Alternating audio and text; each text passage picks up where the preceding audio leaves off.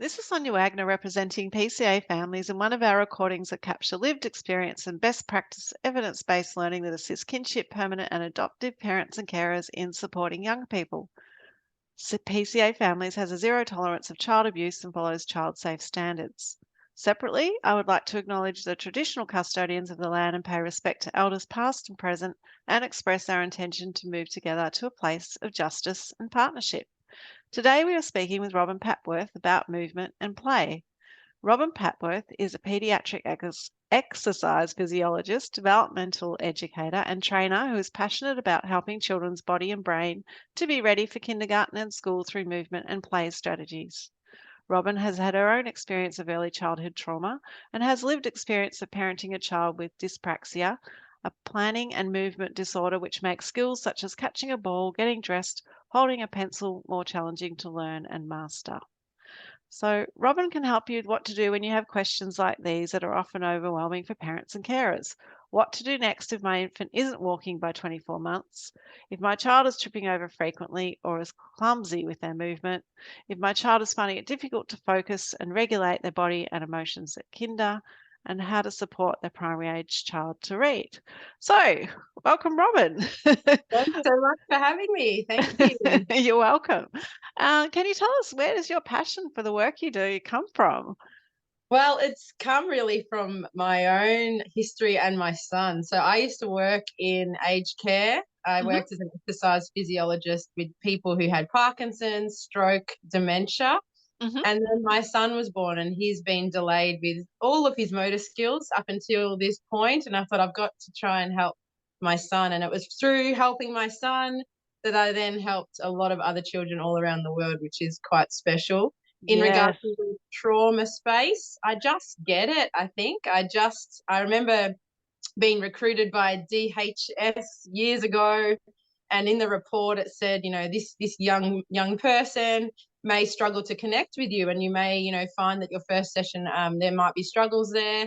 And I Mhm. just didn't, sometimes I do have struggles, don't get me wrong, sometimes days Yes. are tough, but for this little fellow, I just didn't have a struggle. We just connected, we understood each other.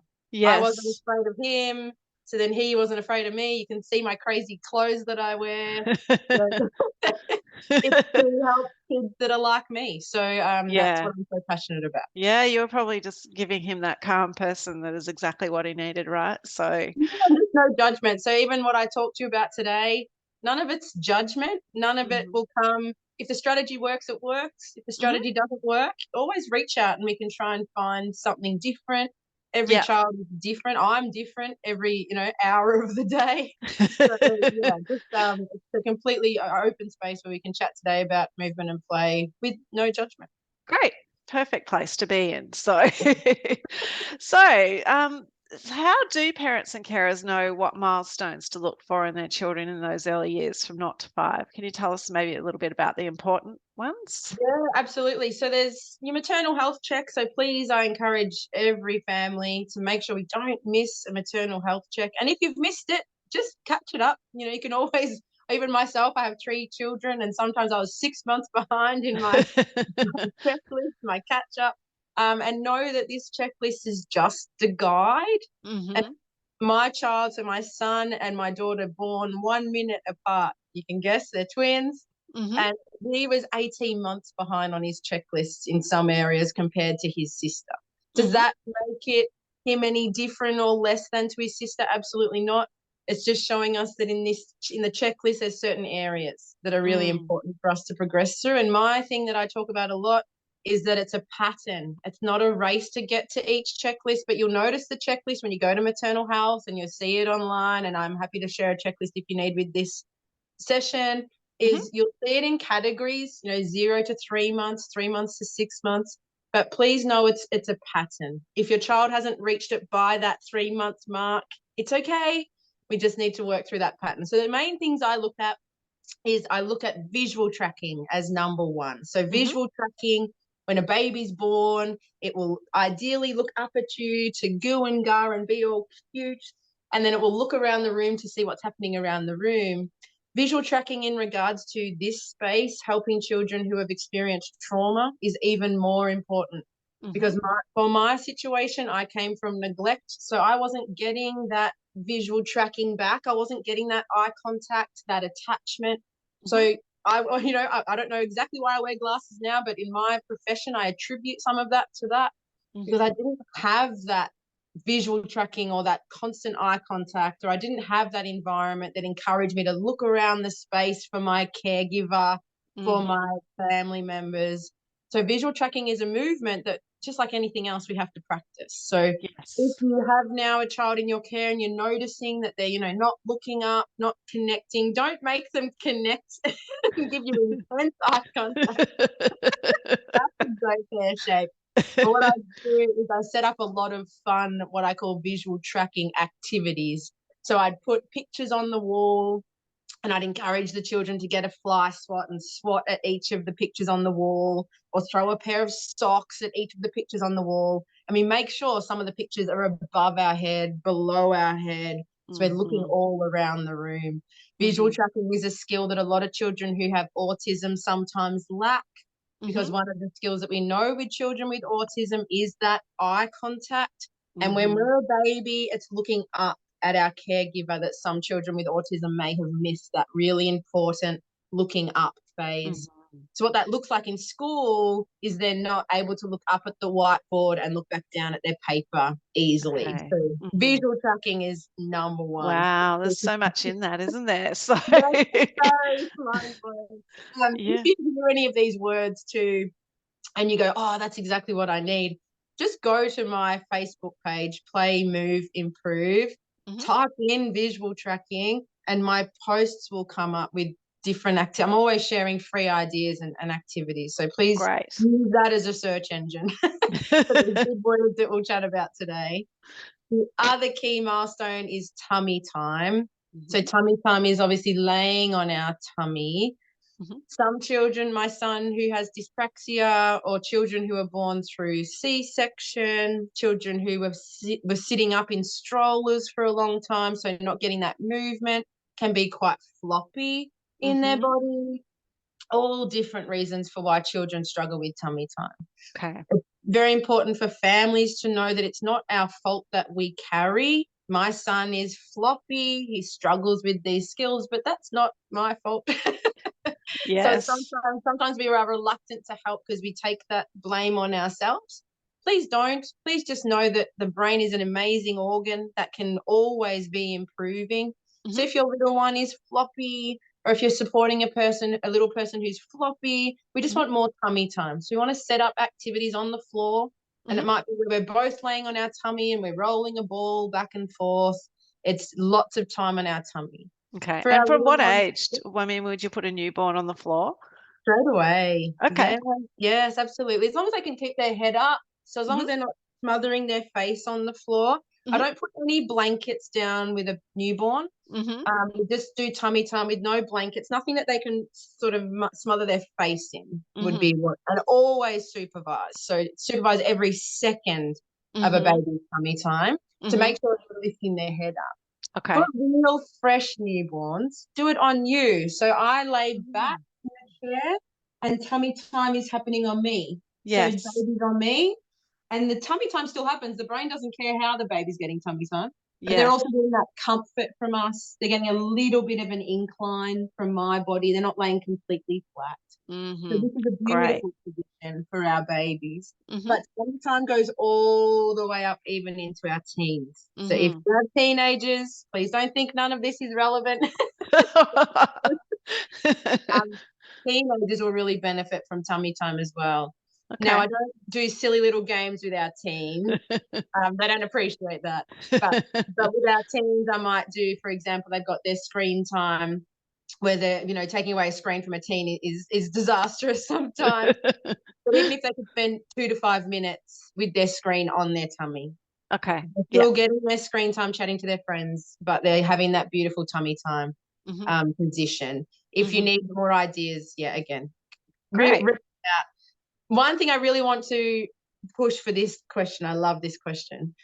Try and encourage me, go through that checklist, try and encourage crawling before sitting and walking. So before we worry about sitting and walking, we really want our baby to be crawling. Challenge for some checklists is some checklists don't include crawling, which drives me crazy. Okay. We really want crawling to be in here. Crawling can be anywhere from a child being 12 months to 18 months. Some children crawl before 12 months, but don't worry if your baby's not crawling until 12 months. Okay. Crawling is a really challenging motor skill to learn. They've got to be able to hold their head up. They've got to be able to hold their tummy up against gravity. You know, gravity's wanting us to lay like a flat pancake. Yes. We've got to use all those muscles like us doing the plank. We've got to use all those muscles to hold our body up. So it's quite a complex process, but please encourage crawling as much as we can. I'm going to give you some tips in your questions below for crawling. Good, because I think I was personally a problem crawler. So yeah, and a lot of people have, So I was born C-section as well. Not all C-section babies have challenges with these skills, but some C-section babies do. Another thing that also inhibits our crawling is just culturally, if we're carried around a lot. So it actually depends on your birth order sometimes. You know, oldest child might be a little bit more carried around than young. Youngest child, I don't have time for that. I don't have enough arms to carry 3 children. Yes. So they're a little bit more independent sometimes with their movement. So many different reasons to why we have struggled in our milestones. But the really good news is you could even crawl as well, Sonia. All right, I'll try it later on. The kids will think I'm crazy. No, that's why you wear a crazy shirt like me, and it's completely. Yes, I'd definitely start with those 3. So visual tracking, tummy time, and crawling would be our real focus for sure. All right, amazing. So I guess early intervention therapy services and strategies are critical to get the best outcomes in life. So should our expectations differ for children who have come from that disrupted or traumatic childhood? If anything, I would encourage more. If, and I know the system is hard. I know waiting lists are huge, and that's why I'm really passionate about giving these really simple, quick tips to families and carers as much as possible. If you think of the developing brain, and I've got my brain here, even my brain being the same is, we develop our brain from the brain stem, the bottom of our brain, up. And we know, even myself, I'm still working on it. I have my own therapy team still working on what we call this prefrontal cortex area. It's this area. Obviously, we don't develop this until we're an adult, but when we're in trauma, we sit a lot in the bottom of our brain. It's for protection, survival. Neglect sits us in this bottom of our brain. So we need different strategies and therapy to build up this top part of our brain, the brain that has impulse control, self-regulation, expressing our emotions is all higher up in the brain. So I encourage all children from trauma to really be involved in early intervention. Of course, there's so many different therapists of us around. If you ever need any help with that, please feel free to reach out, and you'll be able to reach out to other allied health. We are all a team, our allied health team. So if, for example, there's a speech delay, you're having trouble with your speech, you go to a speech pathologist. The beautiful part about it is then they'll say, for this area of development, we'd go to an exercise physiologist or an occupational therapist. But please know, the younger we do it, the better, because that's when the brain is what we call most plastic, most able to be moved and manipulated and growing. Yes. Of course, if we leave it till later on, in my generation, no one really did early intervention. It was when I became a, quote unquote troubled teen that people started to do something. It's never too late. But I do, in my own history, wish that it happened when I was just a little bit younger. Yeah, absolutely. And it's great how everyone can share their expertise and get to the core of the problem. So I've had a child that was struggling with maths, and the issue for them was speech therapy, and it fixed them very quickly. So it's interesting how it kind of correlates sometimes. So finding where the gaps are, and then always talk to allied health people. We're not scary. Yes, correct. You're fun. You wear a fun shirt. I'm the questions, and we're really fun. So thinking about school readiness, I know that you talked about there's 5 skills you need for that. So there might be a bit of overlap with what we've already talked, but can you tell us about those 5 skills, please? Yeah, absolutely. So visual tracking, again, to be able to read, we need to be able to move our eyes. And we know that if we've had poor attachment or if we've had poor connection, we may really want to just shut our world out sometimes and keep our eyes down, not looking around our environment. So we really want to encourage any visual tracking activities, again, free on my Facebook page. Please use them. Core strength is the other one. So that's why tummy time is so important as a baby and an infant. Because when I'm at the table, I'm sitting to do my work at a table, I need to be able to sit like this. If I slump at the table and I don't have the core strength to sit up at the table, everything becomes so hard. Okay, yes. Everything becomes exhausting. Yeah. Even if I'm sitting at mat time, I'm in kindergarten, I'm sitting at mat time with my peers. If I can't hold my body upright and I want to lay on the floor, the day is really fatiguing. So that's where tummy time, as young as we can, is amazing. We're preventing some of these things as we come into school. Good news once we're at school is, again, our schoolwork can be done on the ground. It can be done in a swing. It can be it doesn't have to be done at the table. Yes. But we're slowly pushing towards that change. Yes. Yeah. Another skill is called crossing the midline. Now, again, I don't want to throw all these words out and you worry. There's videos out there that I talk about. That's okay. I've heard that one before, and I know it's an important one. So my brain again. Here's my little finger. There's a part of the brain right down the middle of our brain here called the corpus callosum. Fancy word. I call it the bridge. This part of the brain here bridges our left and our right hand side of our brain together. It allows me to do skills like brushing my teeth on the opposite side of my body. It allows me to write my name at the top left-hand side of the page. It allows me to put my jumper on because I'm taking my opposite arm. So it's allowing my right-hand side and the left-hand side of my body to communicate together. What we often see with children of today is we're not as active as we were a few years ago. So we're not doing as much climbing, crawling, rolling around outside. We're not using both sides of our body enough. Okay. Screen time is, obviously my children have screens. They come home from school and they're on screens with their friends, but we've got to be careful. Screen time is very much in the middle of our body using one hand. This skill requires using both hands, tapping opposite hand to knee. So I bring my right knee up and I tap my right knee. I bring my left knee up and I tap my left knee. It's got to be opposite hand to knee. That's why crawling is so important. When a baby crawls, they reach with their right hand forward and their left knee tucks up, left hand forward, right knee tucks up. Okay. So I'm just having that's why things like karate or, those things work really well, right? So so karate is amazing. I work with a lot of dance teachers. I work with a lot of Gymbaroo gymnastics coaches. So please know that you don't, obviously allied health is amazing, but while you're waiting on these waiting lists, because waiting lists are hard, it's activities like that, karate, dancing, gymnastics, which is going to be beneficial for the body as well. Absolutely. Okay, great. Another skill that I really want children to develop, and this develops from the age of 2, 2 obviously taking a lot more practice than if I got a 10-year-old to do it. It's called spatial relationships or spatial awareness. So I'll just get 2 objects for you. Yeah, sure, of course.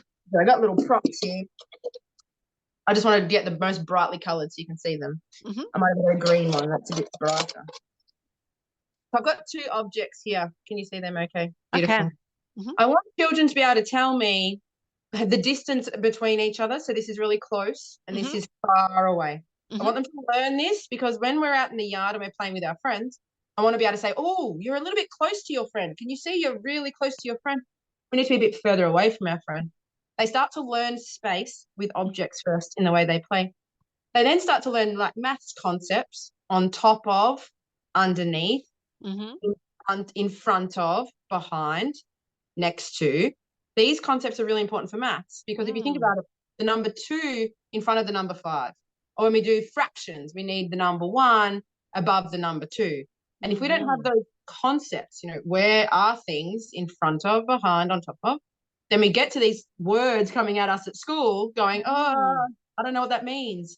So with objects, we just play little games like that. I want you to put the teddy bear on top of the table and the teddy bear goes underneath the table. teddy bear sits in front of the monkey sits behind the teddy bear.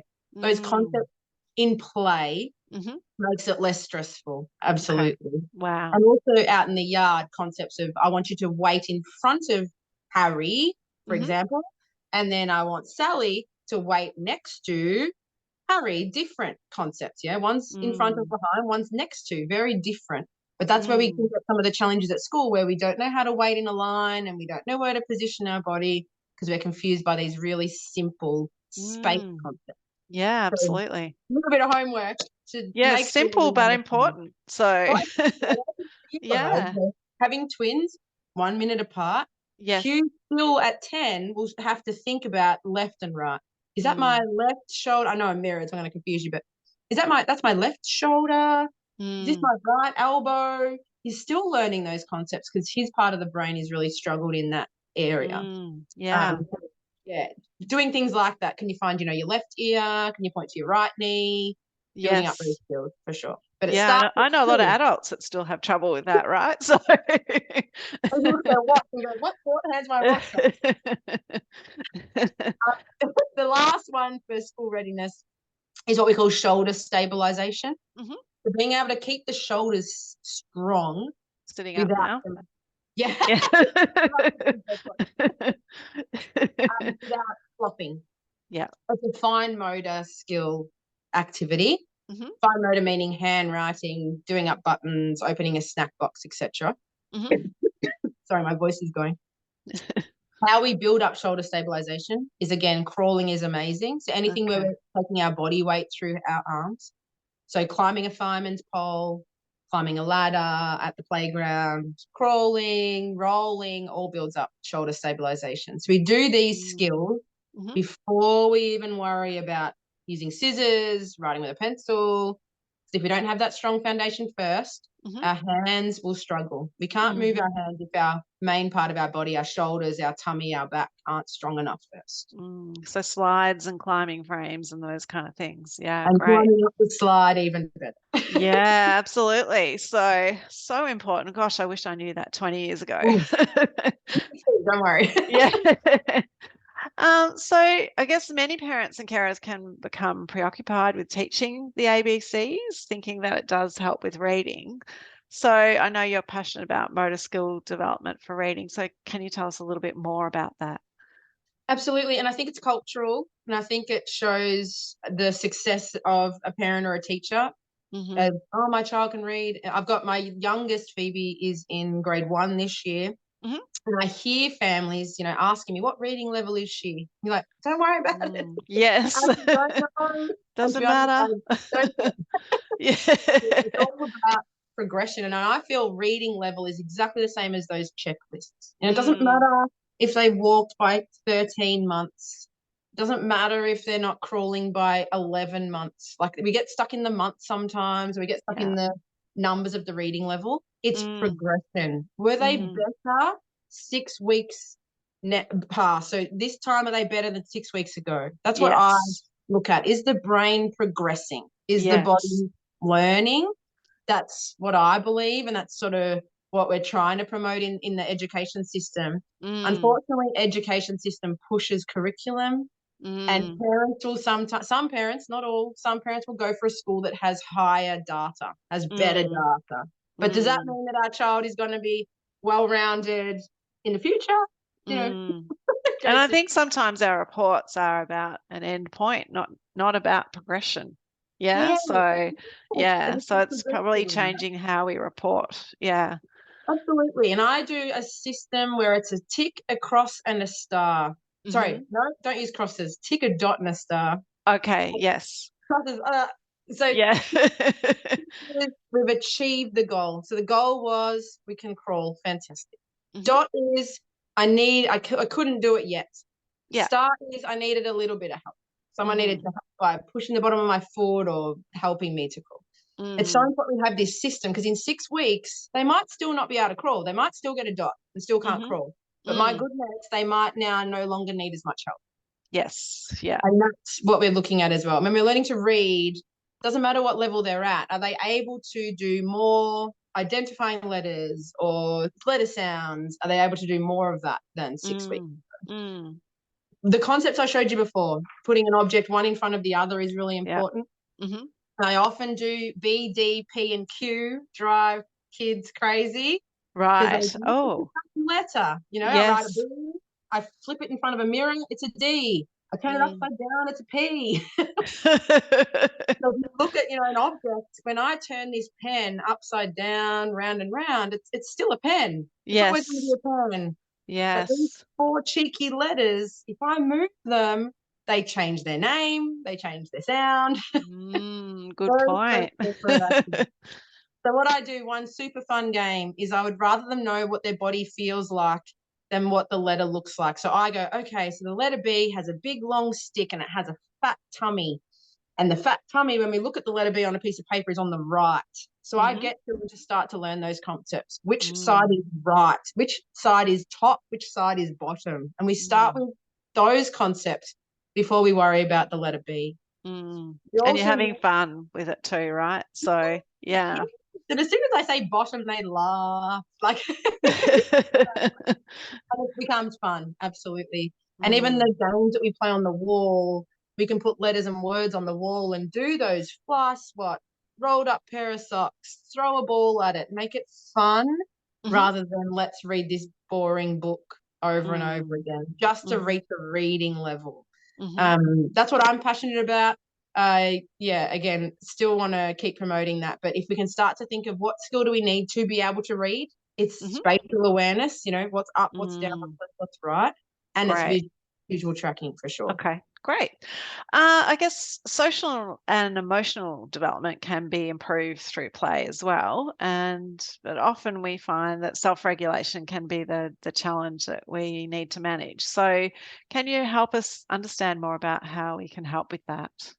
Absolutely, for sure. So self-regulation is a skill that we need to practice, just like crawling, throwing and catching a ball. Often sometimes people think, oh, they should just be regulated by now. They're 4. Like, come on, they're 4. Where's your control? Where's your impulse control, self-control? I know some 44-year-olds that don't have that. But we need to practice and master. And play gives them that opportunity to practice and master it. So 3 components of self-regulation. 1 is impulse control. So can I stop myself from wanting to crash that block tower or wanting to take that donut off the bench? Can I control myself to not do that? The other one is movement control. So can I actually coordinate how rough my movement is or how gentle my movement is? And the third one is emotional regulation. So can I, when I'm frustrated, identify it, manage it, and go along with it? Now, if we're from trauma, and I can say this myself, this does not come naturally. Yeah. Practice, I still practice it. I still have to walk away when I get escalated. I still have to do, there's beautiful activities called vagus nerve activities, which maybe if we probably do that in a whole other topic, because that would take another hour. Yes. But there are beautiful activities called vagus nerve. Now, not Vegas is in Las Vegas. It's vagus, Agus, and it settles the nervous system down so we can self-regulate. A lot of our little ones are in fight or flight all day. And even myself, I look at myself on, there's a beautiful thing called zones of regulation where you color your arousal or your energy level. I don't think I'm ever in calm green. From trauma, we're hyper vigilant. We're looking around the space to make sure there's no danger, to make sure our unmet needs are being met. We don't always sit in that beautiful green zone. Yes. So we have to learn this self-regulation skill, but it takes practice and it takes time. How we learn it through play is we do lots of activities of turn taking, your turn, my turn. We do things where we wait. So I play a game where we stack a block, a tower, and I take my time to put my block on. Then they need to wait and take their time, sit in that frustrating moment. Wow, I would be frustrated by that. Yes, and we work on slowly. And we talk through it too, you know, oh, I can feel your hands are getting tired. I can see that you're getting frustrated. But we also talk about the beautiful part of the brain. You know, we're teaching your brain how to wait. And we need to wait sometimes because we need to wait at school or in the line at the play at playtime. Mm-hmm. And we talk about it with children about the importance of waiting. Mm-hmm. With impulse control, we talk about things like play schemas. So some children will still be stuck in their play where they just want to throw those toys off that table to Mm-hmm. watch it move through gravity. And they love watching it just go through gravity and see the impact of their movement. Mm-hmm. That's different to impulse control. Mm-hmm. Okay. That's something that we really need to work on. So what I do for children who like to swipe things off a table or watch things crash is I actually provide more of that to them. I give them more of that play and that rough and tumble. And I deliberately set up stacks of paper cups for them to bowl down. Or my favorite is I put teddy bears in a row and we roll our body through the teddy bears and we crush all the teddy bears out of the way. If it's something that they're repeatedly doing, we give it more to them in a socially appropriate way, in a playful way, rather than just keep telling them, stop, don't do that, don't do that, don't do that. Totally. I had one of those. Rough and tumble every night. Yeah. About an hour before bed. It worked. Exactly. And it works when we find out where they're at, tap into what they need, what their body needs, what their emotions need, and then really you'll have a completely different outcome compared to if you keep trying to battle it. Yeah, for sure. Yeah, well, less arguments, that was for sure. So, I'll take that. And I know you also help with practical ways to set up play spaces. So, can you teach us? Yes, absolutely. So that again, what I do with a child is I see what they need, what their body and their brain needs, and we do that by observing them with their play for a little bit. So I might see children where they'll come in and they'll have their hood over their head and they'll want sunglasses and they'll want everything dark. You would know those children where everything we want to be dark. Even myself, I only turn this light on because I'm on camera. As soon as this is done, lights are off, curtain shut. I love darkness. Yeah. So we have to make sure there's a space for that. Now, it doesn't mean the whole room has to be dark. It just means that we want a small tent that's dark, or make a fort that's dark, or have just a pocket of the space where they can climb under a table and it can be dark and comforting for them. Of course, having multiple children in one space, you might have another child who likes bright flashing lights and everything really energetic and high sensory. So we have another zone for that. And we set up a zone that suits that child. I like to divide rooms. So if you have a big space, big room, we try and divide it. That might be with an ottoman. It might be with a small, low shelf. So a shelf that we can still see over. I can still see that the children are safe and I can still observe the children. But the children can't see over that shelf because they're smaller. So they feel like the room is very separate and very cozy, but we can still see the space in its entirety. I also want to make sure that the resources match the child. So what we see a lot at the moment is Pinterest is showing us all these inspirational ideas. That's why I've just done my interior design course, because it was all these people are going, oh, we need this resource and this resource. But the challenge is, does your child need that? Is that what your child needs? Just because your child's friend or cousin has a weighted blanket, does your child need a weighted blanket?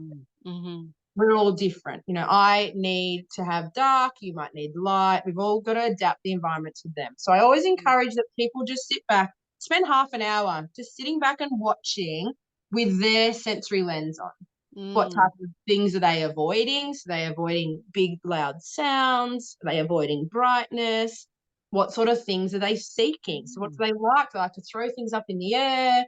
Do they like rough and tumble? Do they like to roll their body around in the space? And then we adapt the space for them. We make sure that the space suits them as much as we possibly can. Amazing. That's, I'm just having some moments of things dropping. I have one that likes light and one that likes dark. So and it is hard. So just tents, little tents. Or we'll let them wear a hat inside. You know, some people go, take your hat off, you're inside. Yes. Dull some things for a child. Just let them have their hat on. No, I think I'm going to make more peace with not turning the light on when I go in the room. So Absolutely. Yeah. And I love my father-in-law, is so beautiful, bless him. But every time he sees me, he's like, "Do you want me to turn the light on?" I'm like, Yeah. Yep, that's me sometimes. reading in the darkness. I'm like, "Yeah, I can read it." I'm okay. Absolutely. So what are some of the best exercises you think every parent or carer should be offering their child? Now, knowing what you do, I'm going to give you very specific vagus nerve things. Yeah. Great. If you were a kindergarten teacher, I'd give you another set of examples. But knowing that we are having children who are possibly in fight or flight, we really want to do vagus nerve activities. Now, I want to explain what this vagus nerve even is quickly.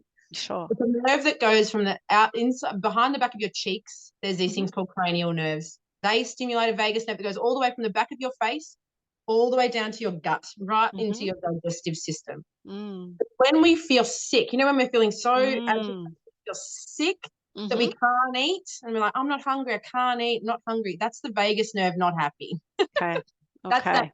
sympathetic, parasympathetic, those nervous systems Yes. are not happy. Yes. Sympathetic nervous system is our fight or flight. That's where children, and I'm very vocal when I feel under attack or unmet needs. I'm a big vocal person. I was the same at school, hence the troubled teen, quote unquote. I had a bit of a mouth on me because I was in fight a lot of the time. You'll then get other children who flee. They're flight. They'll retreat. They'll hide. They'll look away from you. Flight. It's important to bring in this vagus nerve, parasympathetic nervous system. It's our rest and settling nervous system to turn that fight or flight off. And I'll tell you how to do it. We start at the top of the vagus nerve. Top of the vagus nerve we know is in our face. So we play fun games like blowing bubbles. We know that when we blow bubbles, a child will start to settle. It's because they're creating pressure in their mouth and stimulating their vagus nerve. We know that even blowing through a straw and making a pom-pom go across the table is same. Pressure in our mouth, blowing through our mouth. Really amazing for the vagus nerve. For our children that get dropped off to kindergarten and school, and we know that they're in fight or flight, I give them very icy cold water through a straw. The vagus nerve instantly stimulates when we give it ice, when we give it really cold temperature. That's why often you'll see pregnant women with ice blocks. Works amazing. Yes. We're settling down the nervous system. So really icy cold water through a straw is going to stimulate that. I know it doesn't sound like movement, but we want to help our children settle first. No, I understand. Yeah. Another thing we like to do is sing or hum because we're creating vibration in our throats. We're moving down now into our throat. And I sing or I hum. That's why we yell. Yelling feels, it's amazing when we yell. But if we did, something more appropriate, singing, humming, buzzing, it all creates vibration in our throat. Okay. Stimulates the vagus nerve. Yes. We then move down into our chest. When I cuddle myself or a blanket or a ball, I'm stimulating, giving my vagus nerve a cuddle, giving it that beautiful proprioception, that beautiful comfort. So we want to cuddle things, teddy bears, books, blankets, wrap ourselves up in them. As small as we can get our chest area, the better. Even better when we go upside down. So playing games like tunnel ball is amazing because I'm going upside down, stimulating my vagus nerve because it gets stimulated when we go upside down. Okay. That's why we love playing on monkey bars, children rolling down a hill because we're getting that vagus nerve stimulated. If we can provide children with one of these activities every day, we don't have to do all of them, just one. We know that we're going to settle that fight or flight system. We know that vagus nerve is going to get better at settling the body. So for your particular audience, that's what I'd love you to focus on. Amazing. Because then everything else can come a little bit more naturally. Amazing. And it makes sense then why the gym and dance and things come into that too. So, Absolutely. Great. That's wonderful. Wish I knew that a few years ago. No, And I know there are more senses than the ones that we commonly know about, the smell, sound, touch, sight, and taste that you talk about. So can you tell us about those other three senses and the systems and why they're important as well? So absolutely. So just before I gave myself a hug, that's called propreoception. Big word. Just think of pressure. Okay. Pressure. It's a Yes. sensation that we all need when we feel comfort. It's a sensation we would give to ourselves when we go into fetal position or Mm-hmm. when we throw things across the room. I'm creating pressure in my joints. It's why Mm-hmm. often some children will flip chairs over, upend tables, because they're sensory seeking proprioception. Mm-hmm. What we want to do for those children is provide it in a more playful, socially appropriate way. So if I know that a child's going to come into the space, and sometimes it happens after school. So, teacher will say, "Oh, after they were great at school, they were fantastic at school." Then the carer gets them and goes, "What happened at school?" Yes. And the minute they walk through that door, I'd have a washing basket full of wet, really heavy clothes, or chuck a couple of books in the bottom of a washing basket and ask them to push that washing basket from the doorway all the way to the kitchen or the lounge room or somewhere that's furthest away from that doorway as possible. Right. We're getting a few things. We're getting proprioception. We're getting the pressure of having to push something really heavy Mm-hmm. along the hallway.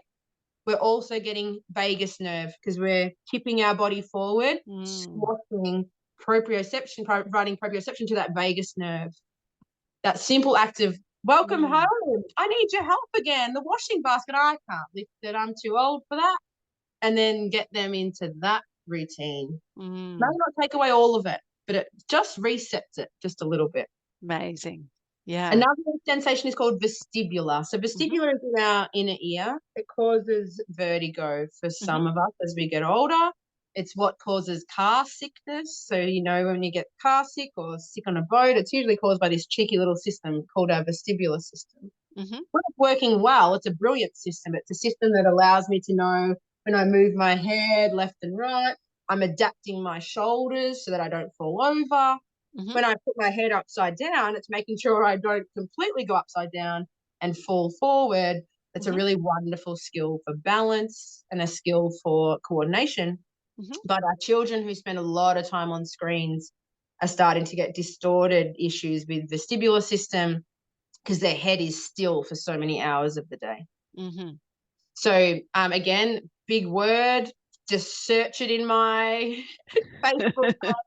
So many free resources because this particular sensation called vestibular is the skill that my son really struggled with. Mm. Lots of children struggle with it. The good news is we practice that just like we practice our vagus nerve, just like we practice crawling, etc. Mm. So What are the things that you have done with him, or what are the things that you do for the vestibular system? yeah, great question. Lots of rolling. It sounds bizarre. When we roll, my head goes in 360-degree cycle. Mm-hmm. He found it really dizzy at the start, so he didn't like it at the start. He'd often go, "This is punishment." I know, I'm your mother. I'm sorry. Lots of rolling, lots of spinning. So there's really good, even like a desk chair will do. Mm-hmm. But when I'm spinning, my head has and my eyes have to adjust so that I don't fall off the chair. Otherwise, Mm-hmm. my body movement would just go with the chair. Okay. So spinning on a chair is amazing. Rolling Mm. on the ground is wonderful. So even after screen time, Mm-hmm. I'll often tell the kids, okay, it's time to roll, or Hugh isn't allowed his iPad until he does these activities. Mm-hmm. So he has 2 to 3 activities a day that he does before his iPad. I do similar with his sister. So Phoebe, she's learning how to read. She has to read first before. So I work on sort of what all their goals are. And my Yes. oldest daughter, hers a lot is around, she's an introvert. So when she comes home from a school busy environment, we come in and do meditation. She retreats a little bit, Mm-hmm. refuels herself, Mm-hmm. and then iPad time. It's very important that any of these little things get put in our normal routine, Mm. done daily would be amazing. Mm. So spinning and Okay. rolling would be wonderful. The Great. eighth sensation, it's only very new, the eighth sensation, it's called Mm-hmm. interoception. Mm-hmm. This would be very common in your community. Mm-hmm. Interoception is the ability to understand what's happening inside our body. It's an Mm-hmm. internal sensation, hence the word intero. Mm-hmm. So it tells us when we're hungry, when we're thirsty, when we need to go to the toilet, if we're hot, if we're cold, if my heart rate's feeling an increase. It's Mm-hmm. like a warning sign Mm-hmm. that my body needs something. Very tricky with children from trauma, because children Mm. from trauma disconnect themselves from their body often Mm-hmm. for survival. So we have to teach ourselves to reconnect with our body. Mm-hmm. So some simple tips for interoception is we play with different resources. One resource is icy cold. So Mm-hmm. you can even put their toys in the freezer, pencils, blocks. Some are icy cold, some are room temperature. Mm-hmm. We talk about it, which one's warm, which one's cold. What does it feel like when it's cold? Does it feel nice, yuck, hot, ugh? We want to give the language to it. We want them to connect with it. Mm-hmm. Give me a word. Doesn't have to be a correct word. Just give me some sort of word so we know that you've connected with what that feels like. Mm-hmm. Similar to when we bake in the kitchen. Okay, slimy pancake mix, Mm-hmm. dry flour mix. Talk to them Mm-hmm. about it. Which one feels slimy? Which one feels dry? Which one feels warm? Which one feels cold? Mm-hmm. I don't use hot with children. It's Mm-hmm. too dangerous of the temperature of hot. Mm-hmm. I use cold ice because it's safer for them, of course. Mm-hmm. As they get older, teenagers, we can provide them with a nice, cup of decaf tea and go, how does that feel now? That feels warm. But I don't test that with children. It's just Mm-hmm. too risky, Yeah. that one. Yeah. So, Other things we do is when they're hot. So we see often children with this challenge is they'll wear a jumper when it's summertime, mm-hmm. or they'll be in complete singlet and shorts when it's winter. Mm-hmm. So we want to talk to them about what their body looks like, because they might not feel they're hot, or they haven't connected to their hot. Mm-hmm. But I'll give them describing words like, oh, I can see that you're hot, you're red, your cheeks are really rosy. Or I can see that you're cold, your lips have gone blue. Mm-hmm. And then we take them to a mirror so they can see that, connect with that. Mm-hmm. And then that starts to build up that connection. Okay, great. Can you tell me what is some of the science sitting behind spatial awareness and balance and those motor skills or really exercise physiology in general? Yeah, absolutely. I love it. So exercise physiology, we mostly work with what's called the motor cortex. So the motor cortex is sort of the side here that coordinates our movement. How Okay, do I pick up my mug and get it to my mouth? okay. How do I grasp my hand without dropping the sand? Mm-hmm. But it's right next door to the sensory cortex. So Mm-hmm. motor cortex and sensory cortex sit right next to each other. Okay. It's how we know I've accidentally touched the stove. Oh, pull my hand away. Or it's Mm-hmm. how we know I've bumped into my friend. Oh, sorry, recorrect my balance, not bump into my friend anymore. Mm-hmm. Exercise physiology in what I do, because I majored in neuro, so the brain. Mm-hmm. It's Mm-hmm. all about getting that beautiful relationship between the information we receive from our play space, Mm-hmm. from our classroom, Mm-hmm. and how our movement coordinates with that. Okay. So exercise physiology, because I know it's sometimes confusing who sits where. Exercise physiology is all about providing you with the movement or the activities to do. Mm-hmm. Physiotherapists, chiropractic, a little bit more hands-on. They're more Yes. hands-on with your body. Yes. Exercise physiology, we call it self-management. We're more Okay. coaching you on what to do with your own body. Mm-hmm. Occupational therapy, we sometimes come really closely with occupational therapy. Mm-hmm. They're a lot more about the environment, setting up play spaces, providing the right equipment and resources. Mm. You'll see we blend a lot, which is Yes. good because we can all then help each other. I encourage anyone who's looking for allied health to find the person that best suits your child or the person that you're caring for.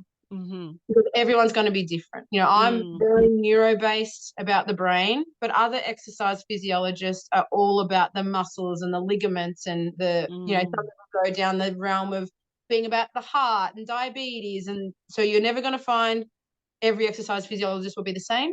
Yeah. So I always, when I make a call to an allied health professional, Mm-hmm. I ask, what is your specialty? Okay. Or who are the clients that you help? And it's a very important, parents and carers are very welcome to ask that question. And we're always open to that because we all have our specialty, because we can't know everything. Of course, makes total sense. So, and it's good to go to someone that's passionate about what you need. So, Yeah. Never feel afraid to say no to this speech pathologist, because this speech pathologist is just more suited to what you need. Yeah, absolutely. So I know you are also passionate about that outdoor nature and sensory play space. So can you tell us why? Yeah, so back to our sensory cortex, motor cortex. If we're not giving our body sensation, then we can't have coordinated movement. Mm-hmm. And I've noticed this in the work that I do. So I used to work in an area in Melbourne that was very urban. Everything's Mm-hmm. concreted, flat. Even Mm-hmm. the daycare centres, early childhood centres are flat. Mm-hmm. And I was noticing differences in balance to where I live now. I live in the Yarra Valley, very hilly, very mountainous, different children's balance skills, purely from what I believe environment. Mm. So in a flat, concreted environment, we don't need to challenge our balance. We don't have potholes to navigate. We don't have big driveways to have to walk down and up. So purely our environment can have an impact on how we move, how we coordinate our body. So I love programs now. There's great programs out there that do bush kinder, where you could be in an urban kindergarten, but go out and do these beautiful bush experiences. Mm-hmm. Or I encourage we play in nature whenever we get the chance, after kindergarten, after school, on the weekends. Just plan out a different play area or a different playground or a different beach each weekend and get them to explore all different environments out in nature. What I love about nature too, especially for us who come from trauma, it helps us reconnect in. It helps us connect with our body. If I'm always in this dark space, lights off, keeping myself in my comfort zone, well, that's where my brain will stay. That's where it's going to be. But if I get out and about and I feel the breeze and I feel the sun and I smell the flowers or I smell the ocean, I get more connected with me. It's very important, not just for movement, but also for self-regulation, emotional regulation. So that's why I'm very passionate about our kids not getting to the point of meltdown. We don't want to push a child to the point of meltdown, but it's very dangerous to always stay in our comfort zone. Yeah, absolutely. Yeah, good point. So great. Well, it's a wealth of information. Is there anything else you want to comment on today before we finish up? I have thrown a lot at you and I tend to do that, so I apologize. Great. It's really good. I want you to know that where the child is at now is just where we need to start. Don't need to worry about where they need to be in 6 months' time, 12 months' time. Where are they at now for that particular child? And as you know, my 3 children, all at different stages, all at different strengths, all at different challenges. We're not comparing them with each other. They all have a different goal to achieve each day, 1 to 2 activities for each child each day. And where they're at. That's probably what I would really love you to know. It's where they're at. Where they're at. That's really good advice. So thank you. That's an amazing array of information. I'm going to go back over it and take some things out and apply them in my life. So I know how you go. I love the feedback. So please don't feel like you can't reach out. Reach out to me. What's your feedback? Did something work? Something not work? I love that. That's what, that's why I do what I do. Will do. So, and we'll put all your links up on the website as well. So amazing. Thanks, Robyn. Appreciate your time. Okay. Thank you. Bye-bye.